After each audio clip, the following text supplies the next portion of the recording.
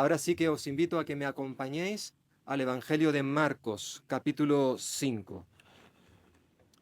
Marcos, capítulo 5.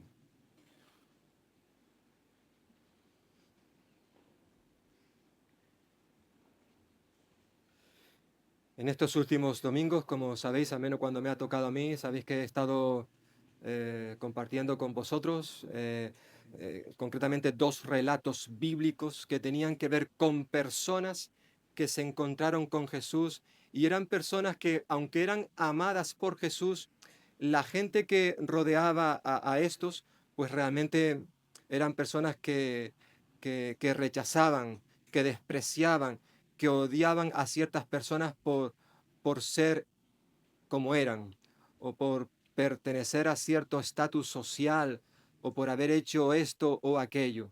Concretamente recordaréis que estuvimos hablando de una mujer, no conocemos su nombre, en la Biblia aparece allí en Lucas capítulo 7 como una mujer pecadora, pecadora, una mujer con la cual mucha gente no quería estar, la despreciaban, al parecer por los pecados que había cometido, y cómo Jesús se acercó a ella, y cómo le expresó su amor, su misericordia, con su compasión. En cierta forma vimos lo mismo con un señor llamado Mateo, recaudador de impuestos. Era una de las personas más despreciadas y también odiadas dentro de la sociedad, la cultura de aquel tiempo. Nadie quería estar con él, excepto sus amigos, aquellos que pertenecían al mismo gremio, la misma profesión. Pero Jesús, también conociendo qué clase de persona era Mateo, aún así estuvo dispuesto a acercarse a él, a hablarle, a amarle, a invitarle a que le siguiera. Qué bueno, ¿verdad? Es que Jesús supiera quién era Mateo y a pesar de eso le invitara a seguirle. Lo mismo sigue haciendo en el día de hoy Jesús. Él conoce a cada uno de los que estamos aquí y aún así quiere usarnos. Nos sigue llamando, nos sigue invitando a que le sigamos si aún no lo estamos haciendo. Y en esta mañana me gustaría hablar de otro hombre. Tampoco conocemos su nombre. Sí sabemos algo de lo que le estaba pasando. Lo conocemos como el endemoniado Gadareno. Un hombre que estaba poseído, controlado por un grupo de demonios, ángeles caídos, que se estaban aprovechando de él de una manera tremenda, tremenda. Y, y es interesante cómo Jesús se acerca a él, le habla, le recibe. En cierta forma, la historia que tenemos aquí en Mateo, en Marcos capítulo 5, en primer lugar casi nos presenta de una manera general, no solamente la condición de este hombre endemoniado, sino en cierta manera también nos presenta la condición del ser humano, del hombre y de la mujer que no tiene a Cristo en su vida. Fijaos, dice el versículo 1 que vinieron del otro lado del mar a la región de los Gadarenos y cuando salió él de la barca, es decir, Jesús, enseguida vino a su encuentro de los sepulcros un hombre con un espíritu impuro que habitaba en los sepulcros y nadie podía atarlo, ni aun con cadenas. Muchas veces había sido atado con grillos y cadenas, pero las cadenas habían sido hechas pedazos por él y desmenuzados los grillos. Nadie lo podía dominar y siempre de día y de noche andaba gritando en los montes y en los sepulcros e hiriéndose con piedras. Lo cierto es que la descripción que nos da Marcos acerca de este endemoniado, este hombre poseído por demonios, es desgarradora y hasta cierto punto aterradora. Nos da cierto temor leer el relato bíblico. Nos presenta, por así decirlo, lo profundo y miserable del pecado, de lo que implica el pecado en la vida del ser humano.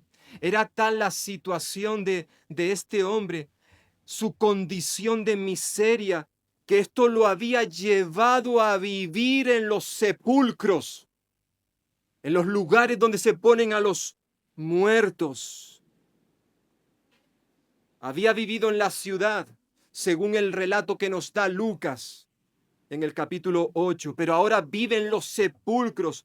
Probablemente eran grutas naturales en los costados de los acantilados que se usaban como sepulcros para meter a los fallecidos.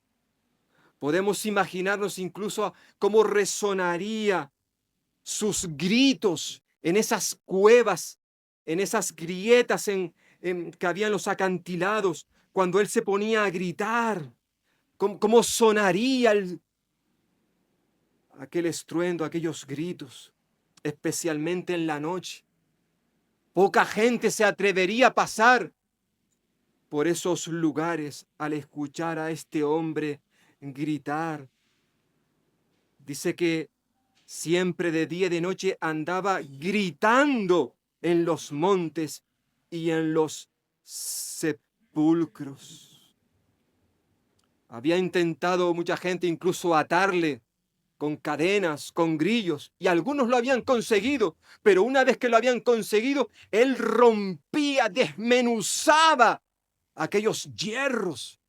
Obviamente era un hombre muy fuerte físicamente, pero su gran fuerza, más que aportarle bendición, le estaba trayendo destrucción, le estaba hundiendo en la más profunda de las miserias. Y es interesante lo que enfatiza versículo 3 y versículo 4. Nos dice que nadie, subraya esta palabra, nadie lo podía dominar.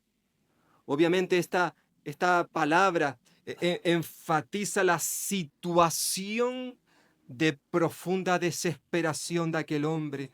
Nadie había podido ayudarle.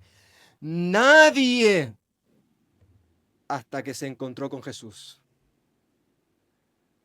Hasta que Jesús le salió al encuentro y transformó su vida por completo. Y hermanos y hermanas, y especialmente amigos y amigas, puede que tú seas una de esas personas de las consideradas como imposible. Quizás alguien te ha dicho en más de una ocasión, lo tuyo no tiene remedio. Y a lo mejor no te lo han dicho en la cara, pero te lo han dicho a la espalda. Y hay gente que piensa así de ti. E incluso puede haber alguien que a sí mismo se diga estas cosas. Yo soy un caso perdido. No hay remedio para mí. No hay nadie que me pueda sacar de la situación en la cual me encuentro. Estoy hundido. Estoy en lo más profundo de un pozo. Y nadie puede sacarme de él. ¿Nadie? ¿Seguro? Es evidente que tú no has tenido un encuentro con Jesús de Nazaret, porque Él sí puede y además quiere sacarte del lugar donde te encuentras. Puede y quiere. Y lo hará en este día, si tú se lo permites.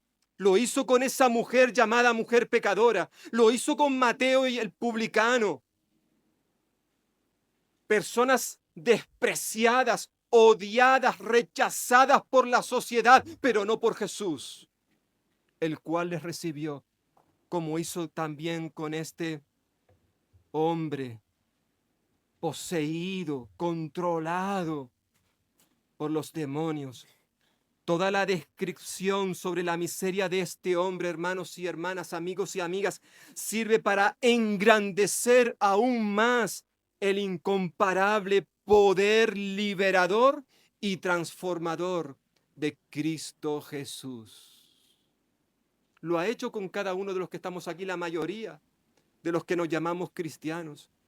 Todo fue gracias, como hemos cantado, a la cruz donde murió Cristo por nosotros. Tú y yo, hermanos y hermanas, por favor, no lo olvides. Creo que a veces cuando me bajo de este púlpito y hablo con algunas personas, me da la sensación de que no se me ha escuchado o no se ha escuchado la palabra de Dios. Hermano y hermana, tú y yo como cristianos, como hombres y mujeres nacidos de nuevo, somos pecadores, sí, pecadores redimidos por la sangre de Cristo. Pero antes tú y yo estábamos tan perdidos como ese hombre, esa mujer que quizás tienes delante de ti, que está en esta mañana con nosotros, o ese vecino, esa vecina, ese familiar, compañero de trabajo, compañero de estudio, que lo damos por imposible, que creemos o nos creemos superiores a ellos. Y no, no lo somos. Creo que muchas veces tú y yo somos como Simón, el fariseo, que evidentemente creía que Dios le había perdonado poco a él o nada, o nada. Él no veía la necesidad de un médico. Por eso criticó a Jesús cuando permitió que aquella mujer le tocara los pies. Pero esa mujer era consciente de lo que Dios había hecho en su vida. Era consciente de que estaba perdida y que Cristo Jesús la salvó. Y por eso lloró tanto. Porque sabía la gravedad de su pecado. Y tú y yo, ¿cuántas veces, hermanos y hermanas, olvidamos la gravedad de nuestro pecado? Nos olvidamos. Y necesitamos recordarlo cada día. De hecho, como iglesia lo recordamos cuando participamos de esta mesa. Esta mesa nos recuerda que estábamos perdidos. Éramos unos miserables. Pero por la gracia de Dios somos lo que somos. En cierta forma, este hombre nos recuerda la situación de miseria del ser humano, del hombre y la mujer que está separado de Dios. Por eso necesitamos que Jesús trabaje en nosotros. Él tiene un poder liberador y transformador, como este hombre pudo experimentar la condición del hombre sin Jesús. Pero por otro lado, versículos 6 al 13 nos recuerda la transformación que Jesús ofrece cuando nos dejamos trabajar por Él en nuestra vida, nos permitimos que Él cambie, transforme. Dice versículo 6 que cuando vio pues a Jesús de lejos, es decir, este endemoniado, corrió y se arrodilló ante Jesús y clamando a gran voz dijo: ¿qué tienes conmigo, Jesús, Hijo de Dios Altísimo? Te conjuro por Dios que no me atormentes. Obviamente esto ocurre, nos dice luego versículo 8, porque Jesús le decía: sal de este hombre, espíritu impuro. Jesús le preguntó, versículo 9, ¿cómo te llamas? Y respondió diciendo: Legión me llamo, porque somos muchos. Y le rogaba mucho que no los enviara fuera de aquella región. Estaba allí cerca del monte un gran hato de cerdos paciendo. Y le rogaron todos los demonios diciendo: envíanos a los cerdos para que entremos en ellos. Jesús de inmediato les dio permiso.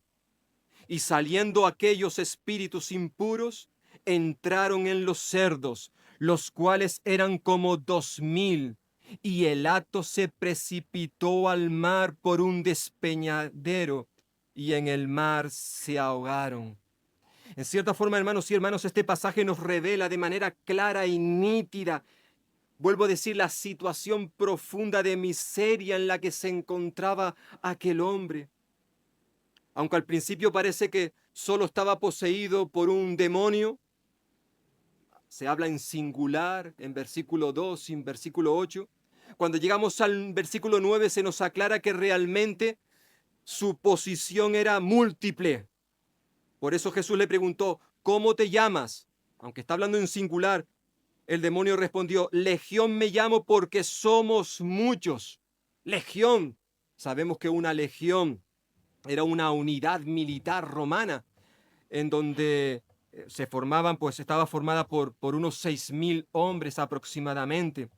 Obviamente con esto no se nos está diciendo que, que literalmente en aquel hombre habían 6.000 demonios. No, no se nos está diciendo esto, sino más bien, y como se nos aclara en el versículo, que eran muchos. Legión me llamo porque somos muchos, muchos. A veces cuando uno lee el relato bíblico, se da cuenta de que esto era una realidad en aquellos tiempos y no me extrañaría que siguiera existiendo en el día de hoy, claro que sí. Por ejemplo, tenemos a una mujer llamada María Magdalena, de la cual se nos dice en las escrituras, tanto en Lucas como en Marcos, que ella había sido liberada de 7 demonios. 7 demonios. A Jesús ya lo hemos visto anteriormente expulsar demonios. Lo vemos en más de una ocasión, pero al parecer en esta ocasión, se trataba de un caso de una gran magnitud. Un hombre poseído por varios demonios. No obstante, a pesar de esto, a pesar de la magnitud de esa oposición, vemos cómo Jesús demostró su gran poder y autoridad sobre la situación que tenía delante, liberando y transformando a aquel hombre. Obviamente el texto nos recuerda, entre otras cosas, que para el Señor Jesús no hay nada imposible. No hay problema demasiado grande que Él no pueda resolver. En este caso tenemos delante de Jesús a un hombre en el cual había un control absoluto por parte de muchos demonios, pero a pesar de que eran muchos, para Jesús no había ninguna dificultad en resolver esos problemas.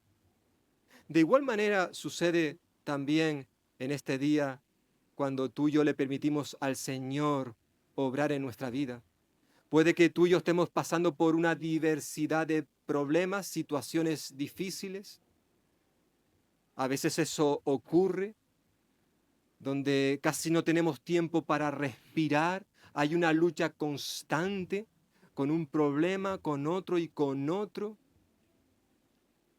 Y a veces puede que esto nos lleve a pensar que no queremos molestar a Jesús, no queremos molestar al Señor contándole nuestros problemas, porque son tantos que quizás Él no va a poder ayudarme, pero eso no es cierto, eso no es bíblico, no es bíblico. El Señor Jesús puede ayudarnos independientemente de cuáles y cuántos sean nuestros problemas. En este caso, el Señor Jesús simplemente dio la orden y los demonios salieron de aquel hombre. Como hemos estado recordando en otras ocasiones, lo cierto es que también los cristianos tenemos una guerra espiritual con un enemigo muy poderoso. Obviamente ese enemigo, el diablo, sus ángeles, sus seguidores, los demonios, ellos no pueden entrar en la vida de un creyente. Donde está el Espíritu Santo no puede entrar nadie más. Un creyente no puede ser poseído por un demonio. Pero obviamente el diablo puede hacer de las suyas, como ocurrió con el apóstol Pedro, cuando le dijo al Señor Jesús o le pidió permiso a Jesús para zarandear a Pedro y a los demás apóstoles. El diablo puede hacer mucho. Él tiene poder. No es todopoderoso, pero tiene mucho poder. Y si tú y yo le abrimos una puerta, aunque sea una rendija, por muy chiquitita que sea, él se va a colar. Él se va a meter. Si tú y yo, por ejemplo, nos sentamos delante del ordenador y empezamos a ver una pequeña imagen, algo poquito, chiquitito. Pero si le abrimos esa puerta, pues obviamente él se va a colar. Y podríamos dar más ejemplos. La palabra de Dios nos recuerda, en especial el apóstol Pedro, que Satanás es real y que él es como un león rugiente, dice. Un león rugiente que está alrededor del creyente buscando a quien devorar. ¿A quién le puedo morder en esta ocasión? Está alrededor, no está dentro, pero está alrededor.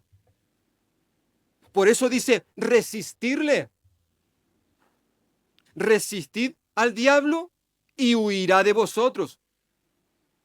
O sea, el diablo puede huir, puede ser rechazado, pero evidentemente eso requiere de ti y de mí que nos esforcemos.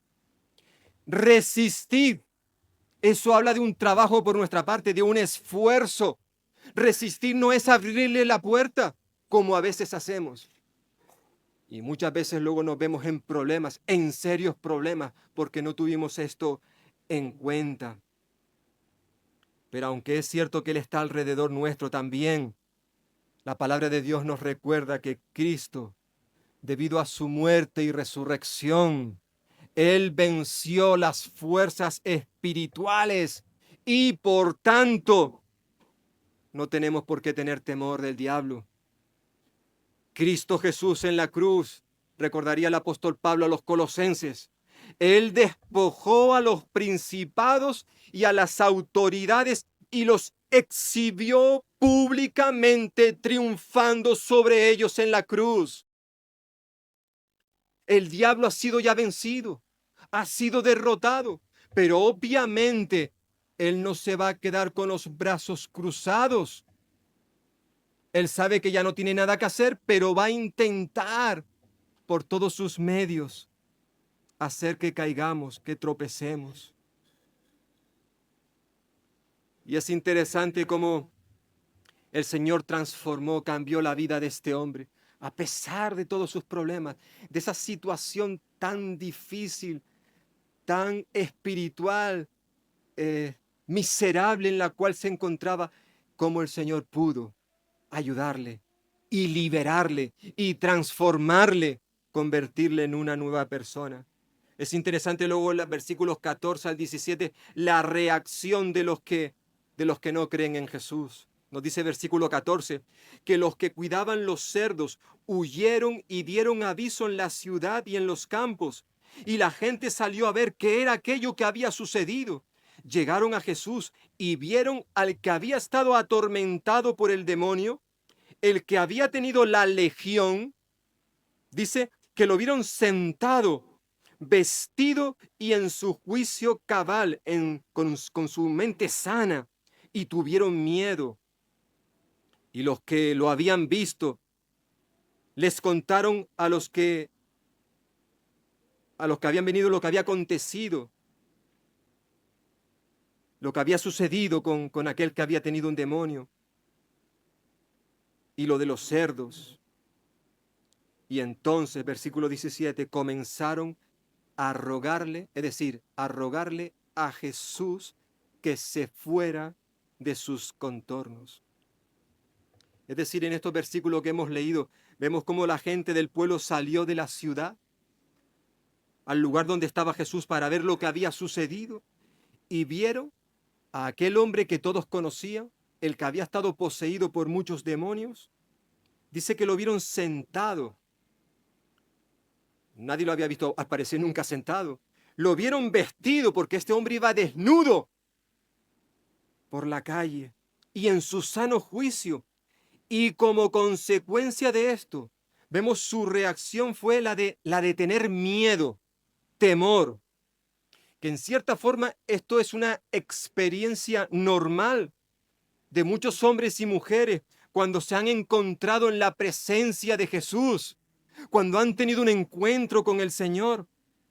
Es la misma reacción que ya vimos en su momento justo en el capítulo anterior, cuando los discípulos tuvieron temor por esa tormenta que se desató en el mar, y cuando Jesús puso calma. Nos dice justo en el capítulo anterior, versículo 41, que entonces temieron en gran manera. Los discípulos tuvieron miedo, temor, hasta el punto que decían, ¿quién es este? Refiriéndose a Jesús, ¿quién es este que aún el viento y el mar le obedecen? Esta reacción, hermanos y hermanas, es normal. Cuando tenemos un encuentro con Jesús, cuando lo vemos actuar, cuando vemos su poder, su autoridad, tiene que llevarnos estas cosas a sentir temor, temor reverente. Eso sí, la pregunta sería, bueno, ¿cómo iban a reaccionar esta gente ante el temor? ¿Recibirían a Jesús? ¿Le ofrecerían, le invitarían a que se quedara con ellos en la ciudad? ¿O más bien le rechazarían? ¿Qué hicieron los habitantes de esta ciudad? Pues ya lo hemos leído. Lo cierto es que uno esperaría, bueno, después de lo que ha hecho Jesús, a este hombre al cual todos conocían en el pueblo, en la ciudad, seguramente, al ver el cambio, la transformación que había ocurrido en sus vidas, pues muchos querrían, Señor, quédate con nosotros, que aquí hay muchas personas que están en una situación parecida, similar, y necesitamos tu ayuda. Quédate con nosotros, ayúdanos. En cierta forma, podríamos pensar que podrían haber hecho lo mismo que hicieron en aquella ciudad de Sicar, cuando aquella mujer, la mujer samaritana, cuando tuvo aquel encuentro con Jesús, Jesús pone sobre la mesa qué clase de vida llevaba ella. Esta mujer ve que realmente este hombre tiene que ser el Mesías, va a la ciudad, cuenta lo que ha ocurrido y toda la ciudad sale afuera a encontrarse con Jesús y a pedirle que se quedara con ellos. Queremos que te quedes con nosotros. Qué bueno, ¿verdad? Cuando Jesús cambia nuestras vidas, cuando vemos que está haciendo lo mismo con otras personas, pues queremos que Él quede con nosotros. Pero el texto nos dice que fue todo lo contrario. Más bien, dice el texto, versículo 17, que le rogaron a Jesús que se fuera. Vete de aquí, no te queremos. ¿Por qué? No sé si alguna vez cuando hemos leído este pasaje nos hemos preguntado por qué aquella gente le rogó a Jesús que se fuera en vez de pedirle que se quedara.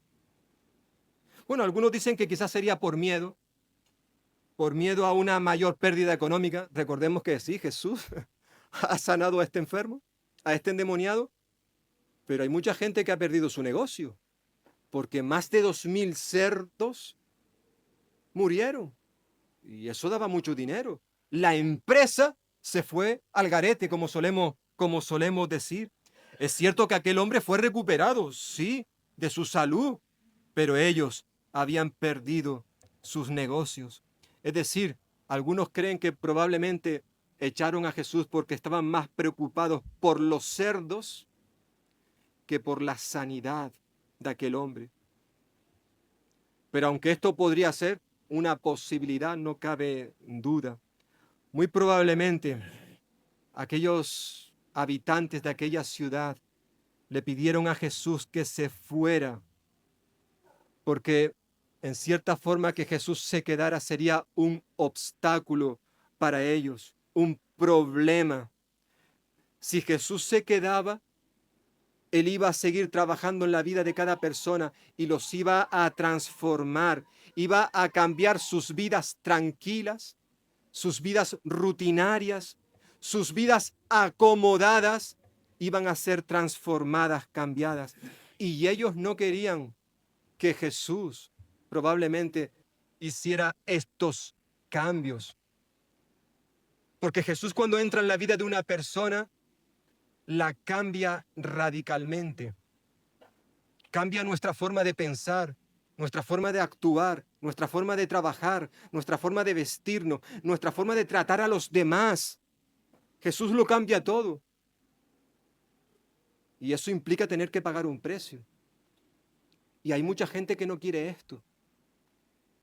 Y aunque consideran, no tienen ningún problema en aceptar que lo que Jesús hace está muy bien. Mira, lo que ha hecho con este endemoniado, vale, pero que no se meta en mi terreno. Si Él quiere cambiar a gente, que lo haga con otros, pero conmigo no. Conmigo no. Yo quiero estar como estoy. No quiero que nadie me cambie. No quiero que nadie me transforme. Esta gente probablemente no quería cambiar. En cierta forma nos trae, al menos a mi mente, a aquel chico, hombre, se le llama el joven rico, que quería seguir a Jesús.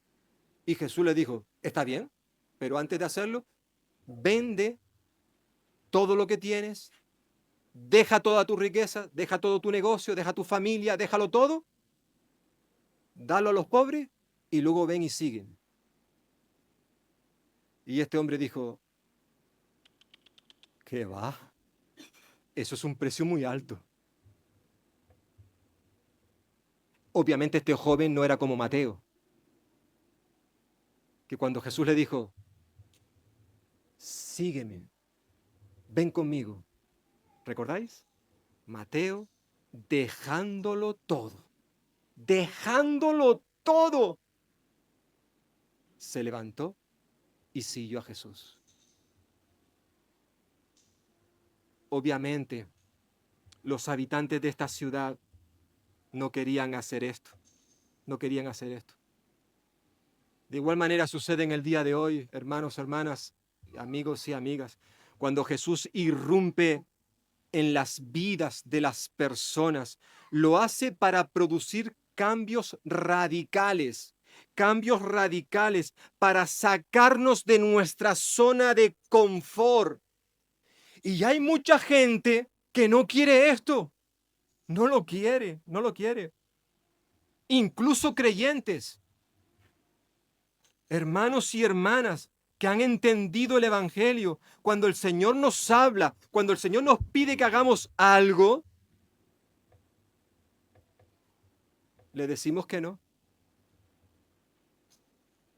Porque estamos en nuestra zona de confort, estamos muy cómodos, y el que Jesús me diga que yo haga ciertos cambios implicaría un precio a pagar y yo no estoy dispuesto a pagarlo. Y muchas veces dejamos de hacer cosas que sabemos que son buenas, simplemente por comodidad, porque no queremos realizar cambios en nuestra vida. Puede ser, por ejemplo, acompañar a una familia que ha perdido a un ser querido, ir a un entierro. Pero si eso me supone que yo tenga que dejar ciertas cosas, obviamente si son cosas importantes, es obvio que no podemos dejarla, pero muchas veces ponemos argumentos para justificar nuestra falta de compromiso. ¿Esto qué me implica? ¿Un trabajo? ¿Un esfuerzo? Entonces no, que lo haga otro. O que vaya otro. Es que seguir a Cristo cuesta. Implica muchas cosas y a veces los mismos creyentes no estamos dispuestos. Y en cierta forma le estamos rogando a Jesús que Él no se meta en ciertas áreas de mi vida. Señor, cambia fulanito, cambia menganito, haz lo que tengas que hacer con esas personas. Eso sí, cuando el Señor nos mira y nos dice, ¿y qué pasa contigo? Momento, Señor. Tú pídeme lo que sea, pero hay ciertas cosas que no te voy a dar. ¿No es esto, hermano, cierto? Que muchas veces lo hacemos.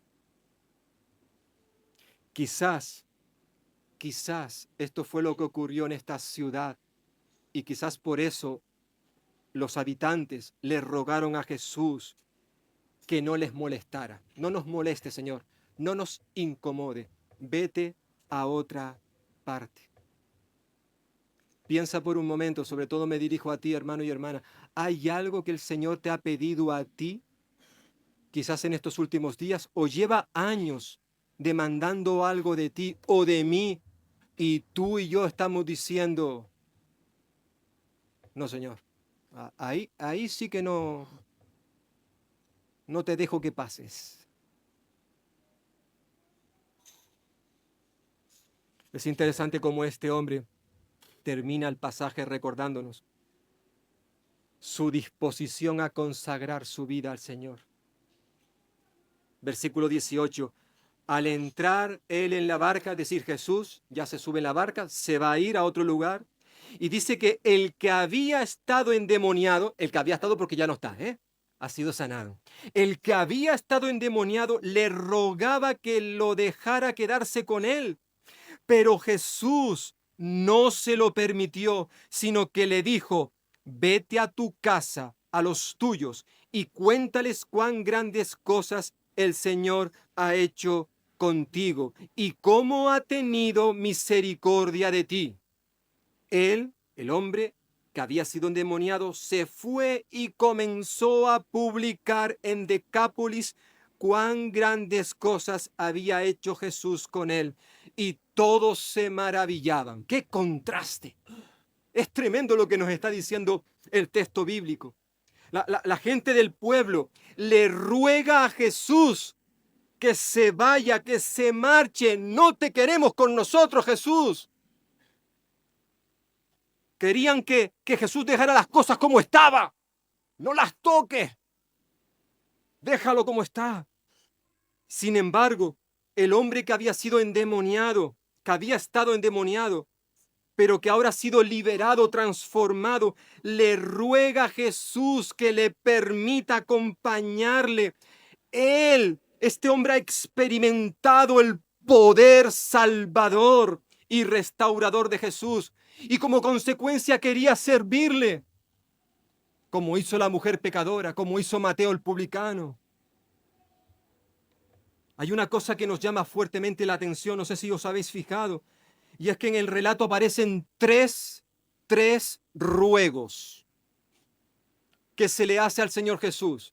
Y el Señor Jesús concede 2 de los ruegos, y hay un tercero que no lo concede.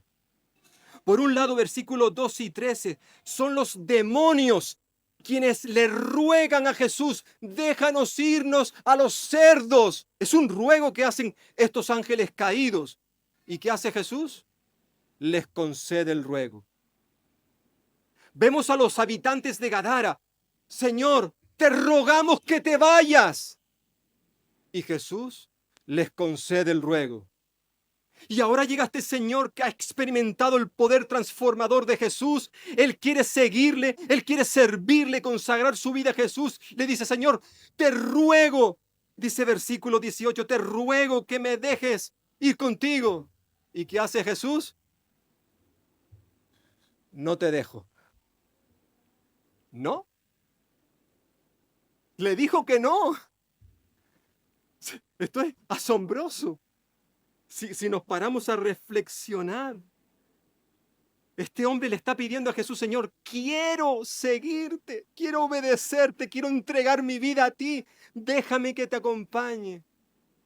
Pero Jesús, como muchas veces sucede contigo y conmigo en nuestras oraciones, que le pedimos algo al Señor y Él, hermano, siempre nos da lo mejor para nosotros.